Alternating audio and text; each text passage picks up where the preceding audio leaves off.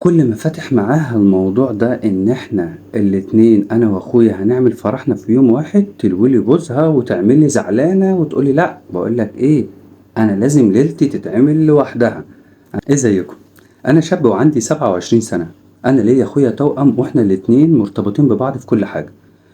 أنا خاطب واحدة وقررت من زمان أنا وأخويا إن إحنا هنعمل فرحنا إحنا الاتنين في يوم واحد. الكلام ده متفقين عليه من زمان جدا. دلوقتي خطبت واحدة وكل ما فاتح معاها الموضوع ده إن إحنا الاتنين أنا وأخويا هنعمل فرحنا في يوم واحد، تلوي لي جوزها وتعمل لي زعلانة وتقول لي لأ، باقول لك إيه، أنا لازم ليلتي تتعمل لوحدها.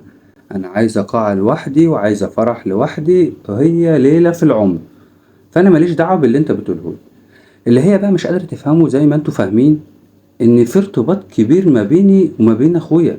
أي توأم بيبقى في بينهم الارتباط ده، إحنا الاتنين واخدين في عمارة واحدة، شققنا الاتنين قصاد بعض.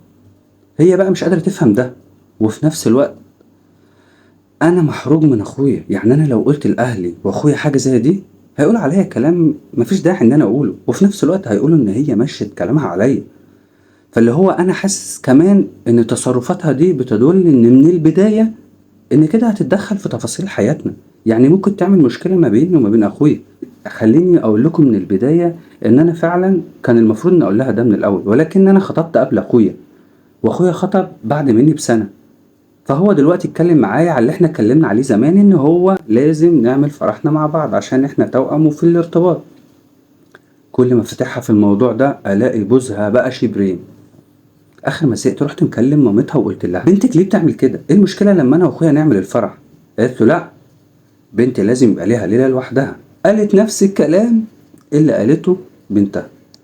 انا مش عارف الصراحة اتصرف ازاي. وكمان بتقول لي احنا عملنا الخطوبة وشلنا الفرح كله لوحدنا والفرح كله عليه. هم بقى مش مقدرين ان التكلفة بتاعت الفرح، الدخلة، غير الخطوبة. هتبقى تكلفة كبيرة عليا، يبقى انا اعمل في يوم واخويا يعمل في يوم؟ لا طبعا، اكيد انا مش هقبل بحاجة زي دي. فاللي انا بقى بفكر فيه عشان خاطر انا حاسس ان انا خلاص ابتديت ان انا لا لازم افركش. اللي هو لا، انت ازاي تدخلي التفاصيل زي كده وفي نفس الوقت مش هتبعديني عن اخويا توأمي اللي انا وهو حاجة واحدة. فانا قلت ان انا ابعت لحضرتك على لينك الصراحة عشان حضرتك تقول لي والناس اللي عندك تفيدني، هل هي كده فعلا ابتدت تتدخل، او بعد كده هلاقي منها عقوبات ان ممكن تتدخل في تفاصيل حياتنا وفي نفس الوقت ممكن يتقال عليا ان هي بتمشي كلامها عليا. خليني في البداية افكر حضرتك، لو حضرتك بتتفرج عليا من الفيسبوك ومتابعني ما تنساش اكيد لازم تقول رأيك في الكومنتات وما تنساش تعمل لايك وشير.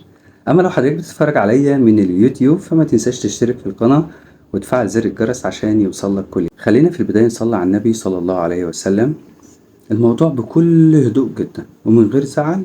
اسمع كلامي عشان خاطر ده حقها. هتقولي لا ازاي؟ يعني اقول لك لا، ده حقها.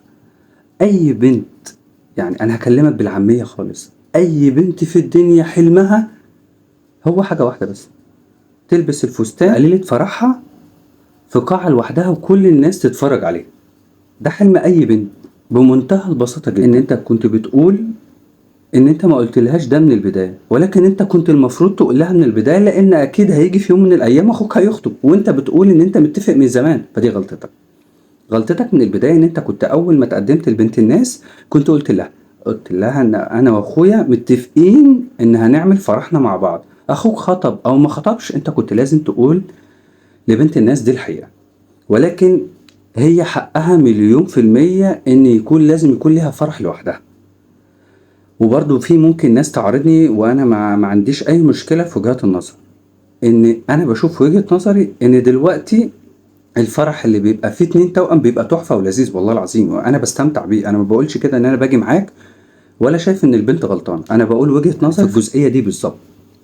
ولكن انت غلطان في جزئية ان انت كان من البداية ان انت تقول للبنت الناس. الحاجة التانية انا شايف وجهة نظري بجزئية حماتك، هي بتقول ان انت مكلف بالفرح كامل لان هم شالوا الخطوبة كاملة، فده المفروض عليك انت. جزئية بقى ان اهلك يقولوا ان هي بتمشي كلامها عليك او تسمع كلام بايخ، فللأسف انت اللي حطيت نفسك في الموقف ده. لان انت كان من المفروض ان انت زي ما قلت لك ان انت زي ما دخلت بيوت الناس بكل احترام كنت قلت لهم بكل وضوح وكل احترام ان انا الوضع واحد اتنين تلاتة وهعمل كذا. والله وافقوا، ما وافقوش خلاص.